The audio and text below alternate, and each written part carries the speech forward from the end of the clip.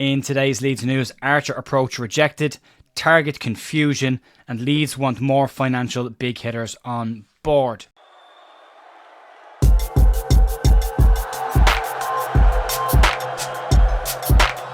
Morning folks, welcome back to The View. Jer here with your news on Thursday morning, the 30th of January. Daniel Farke has a press conference this afternoon about 2:30 to give some form of an update on what's been going on. It's been a bit of a crazy morning. There's two main stories that have dominated the pages today, and there's a lot of confusion around both of them. We're going to try and bring all of the detail together and clarify what we know.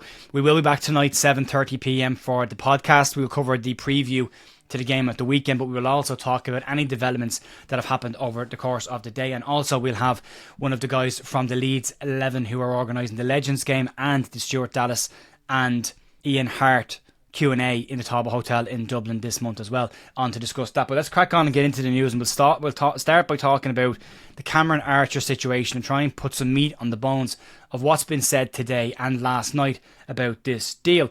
Reports this morning claimed that Leeds United were on the verge of signing Southampton's striker Cameron Archer. However, there have been mixed reports from several different outlets this morning with conflicting information, as well as some clarifying information, I suppose, on this as well.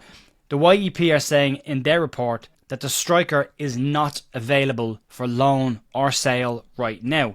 Graham Smith in the YEP says that Leeds have been long admirers of Cameron Archer, and they did try to sign him last year before eventually moving on to Joel Piroe.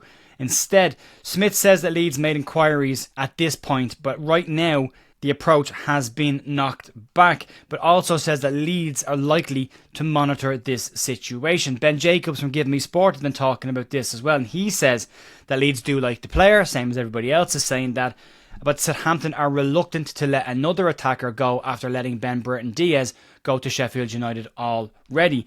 BBC's Adam Pope has also tweeted about this morning, and Adam Pope has said that similar to everybody else, Leeds like the player. Archer is understood, according to Pope, to be open to the move to Leeds United, and that early talks have taken place between both the clubs, but there is no agreement in place at this stage.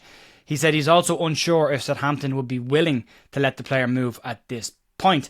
Saints Extra have also had a piece on this today, and they've said that talks are ongoing between Leeds United and Southampton, and that Leeds could get a loan move for Archer in place should they agree to an obligation for the player. Now, Cameron Archer has moved for big fees to Sheffield United and to Southampton, and he hasn't really delivered the goals that have backed up the fee. He had a decent spell at Middlesbrough when he was on loan in the Championship. He's rated very highly, but up till this point, Cameron Archer's goal output, especially in the Premier League, has been quite modest. And an obligation for Leeds would mean they're committing to bring in a player in for next season as well. And is Cameron Archer really the striker Leeds United need in the Premier League? For me, it makes perfect sense as a third choice option for Leeds, with Piroe and Joseph something different when they need it. So it kind of lines up with that. Archer started 10 games for Southampton so far this season, and Southampton say that they're not willing to sanction a move at this point. Now, it should be said as well, Southampton are in big risk of relegation. They've got a brand new manager. What message are you sending to the manager if you sell Ben Burton Diaz and then let Cameron Archer leave inside the same couple of weeks? That would be a tough position for a new manager. Also, you're probably condemning yourself to relegation, but that could be why you're looking at offloading the player, because you're going to be relegated and he's on a big wage. That's also another factor in this. Cameron Archer's on good money as well. So, I don't know. For me, we have to keep an eye on this one. There is still ongoing conversations about it. Leeds apparently keen on the player. We'll have to see how that goes over the next couple of days, I suppose, and I'm sure we'll hear from Daniel Farke. He'll be asked about it later on today as well. Moving on to the Matt Targett situation, and this one has caused a ton of confusion, so let's just round this up as quick as we can and put it all in some sort of order.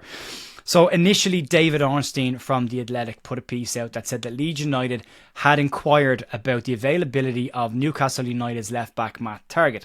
Leeds Live then put out a piece claiming that these reports were false and that Leeds hadn't made an approach for Targett. Baron Cross, then speaking on the Square Ball, gave some clarity to the situation, basically saying that the Athletic's Newcastle source had said that Leeds had made an inquiry, but nothing more than an inquiry. And he said at that point it felt that Leeds may be just lining up players should an offer come in for Junior Firpo, they could move quickly and replace him. Today, reports in the Northern Echo, who are generally pretty reliable when it comes to information around Newcastle moves, they claimed that Leeds and Newcastle were moving into the final stages of negotiation and that Matt Targett was due to sign for Leeds imminently. The YEP now say that Leeds sources have reacted with bafflement to this situation, suggesting that they are even slightly close to any kind of a move for Matt Targett. The story also gave an indication that Junior Firpo could be on his way away from the club, hence why Leeds would bring in another left back that they are clearly overstocked in right now, and that's why Targett was being lined up. But as of right now, Leeds sources have told local journalists that there is no interest in Matt Targett, and Leeds have not made an approach and are not on the verge of signing the player imminently. So between both these stories today, someone's telling porkies and someone's not. There's a lot of confusion, a lot of conflicting reports. Now Leeds could be just throwing out noise to try and make the deals that they do want to get done easier to do and get them in the back door.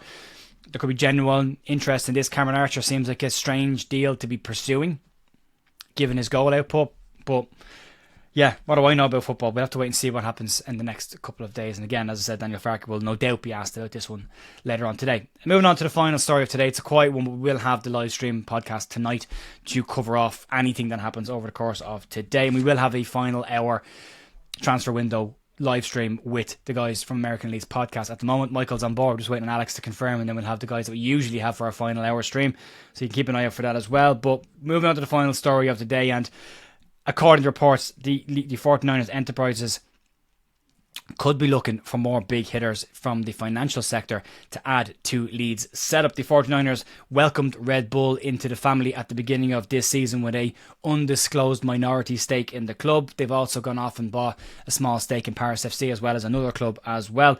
Some reports today claim that the 49ers want to add more large-scale financial big hitters to the club. Football finance expert Kieran Maguire states that Leeds will target the lucrative hospitality sector as part of the £200 million redevelopment of Elland Road. Maguire, on the Price of Football, said the following: Leeds as a city is a financial hub. Therefore, it has a lot of financial related businesses and financial big hitters there.